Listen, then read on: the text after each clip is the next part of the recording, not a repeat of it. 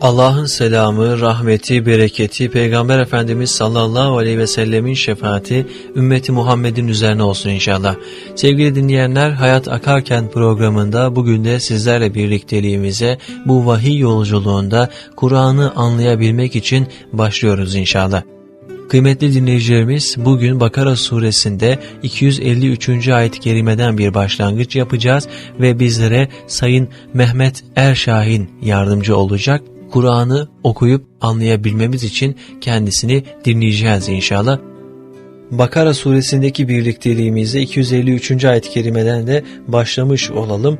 Ben sözü size bırakayım. Buyurun Sayın Hocam. Euzubillahimineşşeytanirracim. Bismillahirrahmanirrahim. Elhamdülillahi Rabbil alemin. Vessalatu vesselamu ala seyyidina Muhammedin ve ala alihi ve sahbihi ecma'in. Rabbi şrahli sadri ve yessirli emri vahlul uqdeten min lisani yefkahu kavli. Allahümme inna nes'eluke min hayri ma se'eleke minhu nebiyyuke Muhammedun sallallahu aleyhi ve sellem ve na'udhu bike min şerri mesta'azeke minhu nebiyyuke Muhammedun sallallahu aleyhi ve sellem ve entel müste'an ve aleykel belâv ve la havle ve la kuvvete illa billah. Bugünkü programımızda Bakara suresinin 253. ayeti kerimesini ele alacağız. Yüce Rabbimiz Bakara suresinin 253. ayeti kerimesinde şöyle buyurmaktadır. Tilker rusulu faddalna ba'dahum ala ba'din. Minhum men kellemallahu ve rafa'a ba'dahum derecat. Ve ateyna İsa ibn Meryem'el beyinati ve eyyednahu bi ruhil kudüs. وَلَوْ شَاءَ اللّٰهُ مَقْتَتَلَ الَّذ۪ينَ مِنْ بَعْدِهِمْ مِنْ بَعْدِ مَا جَاءَتْهُمُ الْبَيِّنَاتُ وَلَكِنْ اخْتَلَفُوا فَمِنْهُمْ مَنْ آمَنَ وَمِنْهُمْ مَنْ كَفَرَ وَلَوْ شَاءَ اللّٰهُ مَقْتَتَلُوا وَلَكِنَّ اللّٰهَ يَفْعَلُ مَا يُرِيدُ. Sadakallahul azim. O peygamberlerin kimini kiminden üstün kıldık. İçlerinden bir kısmıyla Allah konuşmuş, bir kısmını da derecelerle yükseltmiştir. Meryem oğlu İsa'ya açık deliller verdik ve onu Ruhul Kudüs'le destekledik. Allah dileseydi, elçilerin ardından gelen insanlar, kendilerine bunca açık delil geldikten sonra birbirine düşüp savaşmazlardı. Ancak farklı yollara yöneldiler. Bu sebeple kimileri İman etmiş, kimileri de inkar etmişlerdir. Allah dileseydi aralarında savaşmazlardı. Fakat Allah dilediğini yapar. Değerli dinleyiciler, şimdi bu ayeti kerimenin tefsirine geçmek istiyorum. Diyanet İşleri Başkanlığımızın hazırladığı 5 ciltlik Kur'an Yolu Türkçe Meal ve Tefsir adlı kaynağımızdan, ayrıca merhum Elmalılı Hamdi Yazır Efendi'nin Hak Dini Kur'an Dili adlı tefsirinden yararlanarak size bu ayeti kerimenin tefsirini arz etmeye çalışacağım. Tilker rusulü, ey Muhammed Mustafa sallallahu aleyhi ve sellem, o peygamberler, o işaret olunan peygamberler, şunun bunun seçimi ve tayiniyle değil, bizzat Allah'ın gönderdiği o Allah elçileri, içinde bulunduğun peygamberler kafilesi yok mu? Faddalna ba'dahum ala ba'din. Biz onların bir kısmını diğer bir kısmına üstün kıldık. Evet, hepsi peygamber, peygamber olmak bakımından hepsi eşit. Fakat böyle olmakla birlikte bazısına, hatta her birine bir üstünlük, özel bir fazilet, ayrı bir rütbe verdik. Minhum men kellemallahu. Kimisine Allah bizzat söz söylemiştir. Kelimullah, Allah ile konuşan yapmıştır. Nitekim Musa'ya Tur'da belirlenmiş gecelerde Allahü Teala aracısız ve elçisiz hitap etmiştir. Ve rafa'a ba'dahum derecatin, bazısını da birçok derecelerle daha yükseklere çıkarmıştır. Ve ateyna İsa ibn Meryem'el beyinati. Bu arada öbürlerinden sonra ve senden önce İsa bin Meryem'e dahi o delilleri, peygamberliğini, faziletini ortaya koyan açık delilleri, yani İncil'i, İncil'deki o öğütleri, etkileyici ikazları ifade eden ayetleri, bir diğer anlatımla beşikteyken konuşma, ölüleri diriltme ve anadan doğma gözü kör olanları iyileştirme mucizelerini verdik. Ve eyyednâhu bi ruhil kudusi, ve kendisini Ruhul Kudüs ile destekledik. Kutsal ve nezih bir özelliği kendisine bahşettik. Ve lekad âteynâ Musa'l kitâbe ve kaffeynâ min ba'dihi bir rusuli ve âteynâ İsa ibn Meryem'el beyinâti ve eyyednâhu bi ruhil kudusi. Andolsun biz Musa'ya kitabı verdik, arkasından peygamberler gönderdik, Meryem oğlu İsa'ya mucizeler verdik ve onu Ruhul Kudüs ile, yani Cebrail ile destekledik buyuruyor Yüce Rabbimiz Bakara suresinin 87. ayeti kerimesinde. Değerli dinleyiciler, ayeti kerimede Yüce Rabbimiz bazı peygamberlerin diğerlerinden üstün olduğunu bildiriyor. Peygamberlerin ortak oldukları sıfat ve kemalin yanında bir de farklı oldukları sıfat ve lütuflar, derece ve özellikler vardır. Peygamberliğin asgari şartı olan ruh ve beden sağlığı, doğruluk, güvenilirlik, zeka, tebliğ ve günahsızlık vasıfları bütün peygamberlerde vardır. Bu vasıfları sebebiyle onlar peygamber olmayan insanlardan üstündürler. Peygamberlerin farklı özellikleri, kemalleri, mazhar oldukları ilahi lütuflar da vardır. Bunlardan bir kısmına burada, bir kısmına da başka ayetlerde işaret edilmiştir. Bu sebeple müminlerin genel olarak peygamberlerin bir kısmı diğerlerinden üstündür demelerinde, buna inanmalarında, yine Kur'an-ı Kerim'de ve hadis-i şeriflerde zikredilen belli peygamberlere mahsus faziletleri, üstün vasıfları, imtiyazları zikretmelerinde bir sakınca bulunmamaktadır. Burada Peygamber Efendimizin en üstün peygamber olduğu bütün İslam alimlerimiz tarafından açıkça ortaya konmuştur. Peki neden sevgili Peygamberimiz sallallahu aleyhi ve sellem en yüce peygamberdir? İslam alimlerimiz bunu da şu şekilde izah etmektedirler. Birincisi, Peygamber Efendimiz sallallahu aleyhi ve sellemin peygamberliği bütün insanlığa yöneliktir. Diğer peygamberler sadece kendi kavimlerine, kendi topluluklarına peygamber olarak gönderilmişken bizim peygamberimiz, sevgili peygamberimiz Hazreti Muhammed Mustafa sallallahu aleyhi ve sellem bütün insanlığa peygamber olarak gönderilmiştir. Yüce Rabbimiz Kur'an-ı Kerim'de ve ma ersennake illa rahmeten lil alemin buyurmaktadır. Ey Habibim Muhammed Mustafa, biz seni bütün alemlere rahmet olarak gönderdik. Yine bir başka ayeti kerimede ve ma ersennake illa kaffeten linnâsi beşiran ve neziran. Ey Habibim Muhammed Mustafa, biz seni bütün insanlar için bir müjdeci ve bir uyarıcı olarak gönderdik buyurmaktadır. İşte bütün bu ayeti kerimeler sevgili peygamberimizin sallallahu aleyhi ve sellem bütün insanlığa gönderilmiş yüce bir peygamber olduğunu açıkça ortaya koymaktadır. İkinci bir husus, dünya devam ettiği sürece peygamberimizin peygamberliği de kıyamete kadar devam etmiş olacaktır. Çünkü Peygamber Efendimiz'den sonra hiçbir peygamber gelmeyecektir. Peygamberlik sevgili peygamberimizle son bulmuştur. Velakin Resulallahi ve hatemen nebiyyin buyuruyor Yüce Rabbimiz. Muhammed Mustafa Allah'ın Resulüdür ve peygamberlerin sonuncusudur. Peygamberimiz hem nebidir hem Resul'dür. Her Resul aynı zamanda nebidir değerli kardeşlerim. Bazı kimseler bu kavramları çarpıtmaktadırlar. Her Resul nebidir, her Resul peygamberdir. Peygamber Efendimiz sallallahu aleyhi ve sellem la nebiyye ba'di, benden sonra hiçbir peygamber gelmeyecektir buyurmuşlardır. Yani kendisine vahiy indirilecek veya indirilmeyecek, bir başka peygamberin takipçisi olarak hiçbir peygamberin gelmeyeceğini, son peygamberin kendisi olduğunu bizzat kendileri de ilan etmişler. Yüce Rabbimiz de zaten bütün peygamberlerin sonuncusu olarak kendilerini taltif etmişler. Bu şekilde bütün insanlığa bildirmişlerdir. Peygamber Efendimizin işte en büyük özelliklerinden biri de bütün insanlığa gönderilmiş olması ve son peygamber olmasıdır. Sevgili peygamberimizin bir başka özelliği, peygamberimizin asıl mucizesi Kur'an-ı Azimüşşan'dır. Bu mucizenin sihir ve göz boyamayla karıştırılması da mümkün değildir.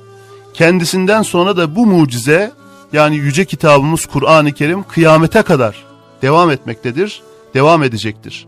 Onun eşsizliğini bu işten anlayan herkes her zaman görme imkanına sahiptir.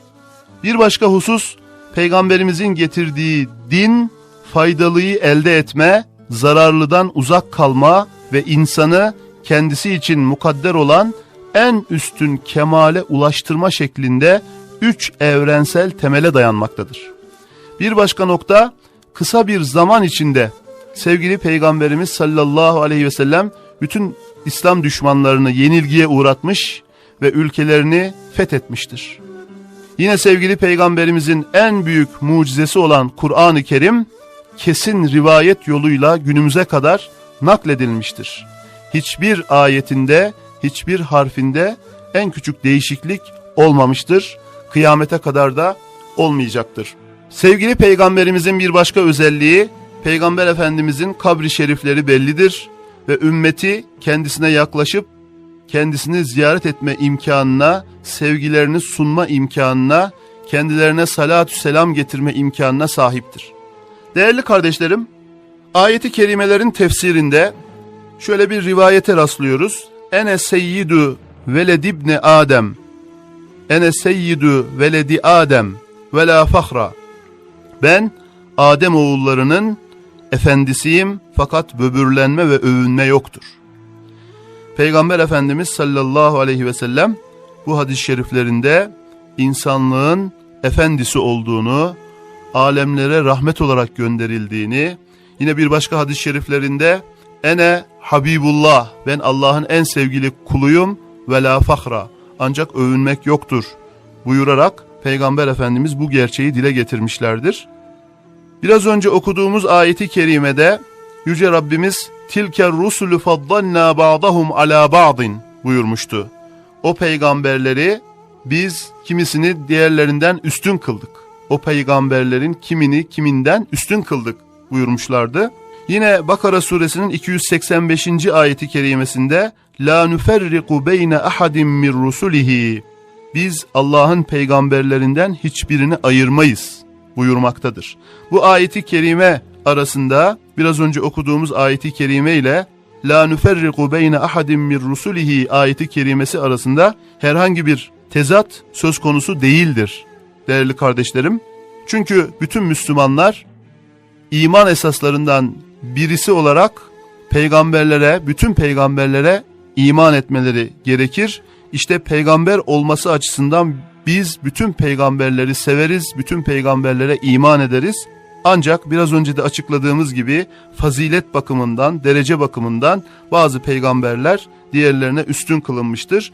Ve en üstün, en faziletli, en büyük peygamber bizim peygamberimiz Hazreti Muhammed Mustafa sallallahu aleyhi ve sellem Efendimiz'dir. Şimdi ayeti kerimenin devamına bakalım. وَلَوْ شَاءَ اللّٰهُ مَقْتَتَلَ الَّذ۪ينَ مِنْ بَعْدِهِمْ مِنْ بَعْدِ مَا جَاءَتْهُمُ الْبَيِّنَاتُ. Allah kesinlikle dilemiş olsaydı, bu peygamberlerden sonra o peygamberlerin ümmetleri kendilerine bu kadar hak deliller geldikten sonra birbirlerinin kanına girmezler, birbirleriyle savaşmazlardı.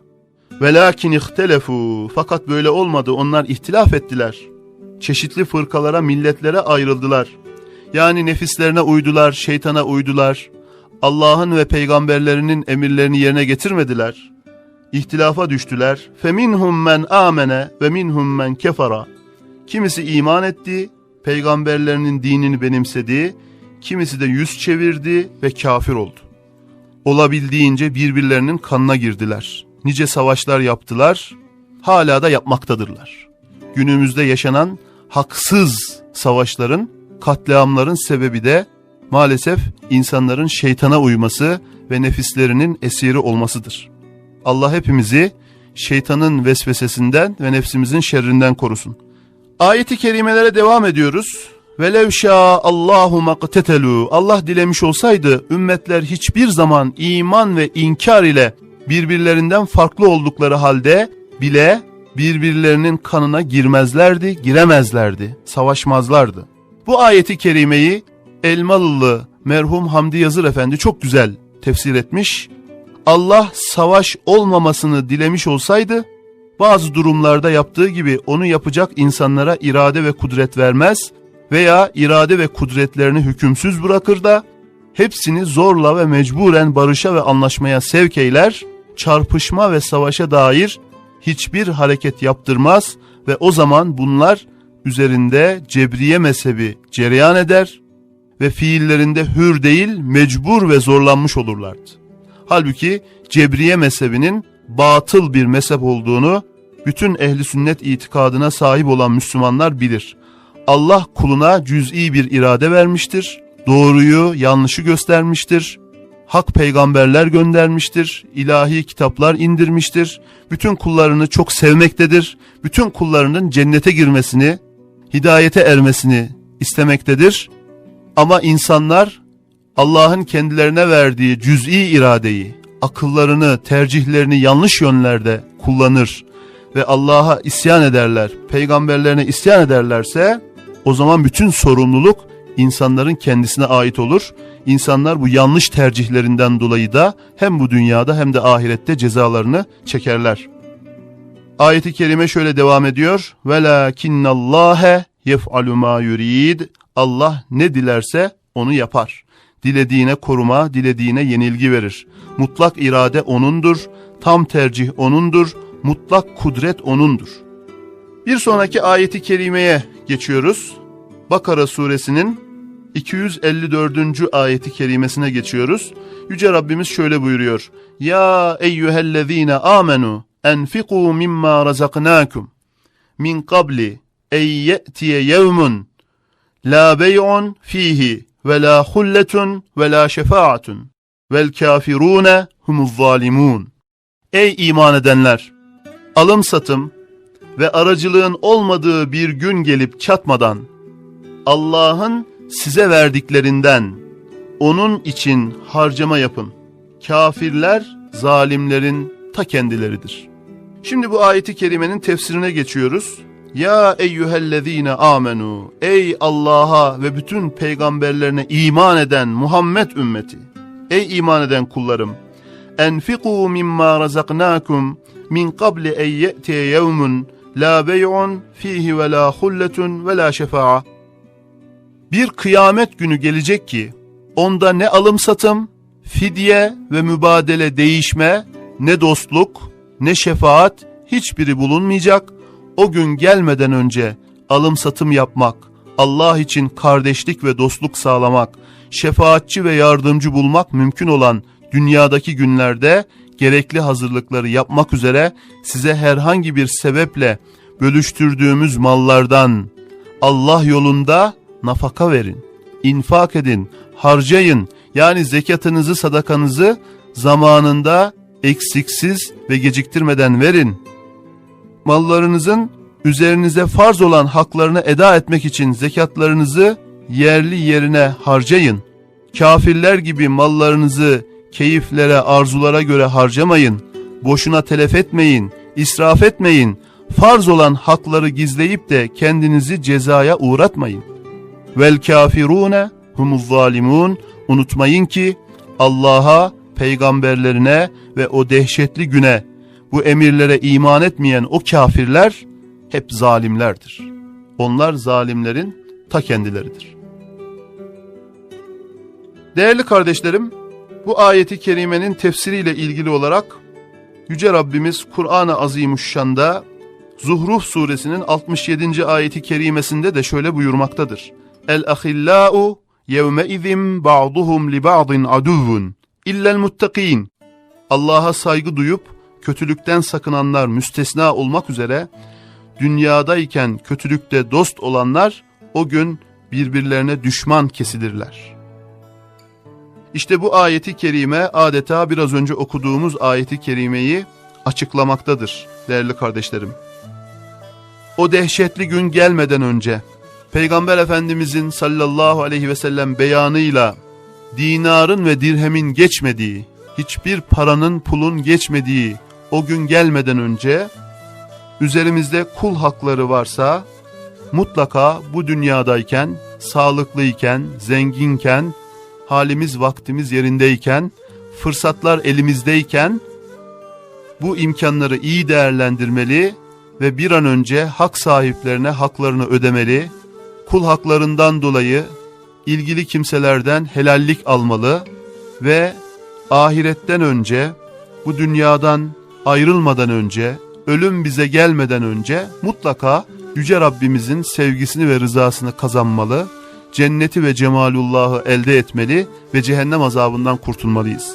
Yüce Rabbimiz hepimize yardım eylesin, hepimize güç ve kuvvet versin, hepimizi sevdiği ve razı olduğu amelleri çok işleyen kullarından eylesin, bizleri haramlardan, günahlardan ve bütün kötülüklerden uzak eylesin. Sayın hocam, burada kısa bir ara verelim. Hem ayet-i kerimenin bütünlüğünü bölmemiş oluruz ve bir sonraki ayet-i kerimeye de diğer bölümden başlangıç yapmış oluruz. İzninizle kısa bir ara verelim. Kıymetli dinleyicilerimiz, bir sonraki bölümde Bakara suresindeki birlikteliğimiz devam ediyor olacak. Bu bölümde 253. ve 254. ayet-i kerimeleri ele almış bulunduk, anlamaya çalıştık. Bir sonraki bölümde 255. ayet-i kerimeden bir başlangıç yapacağız.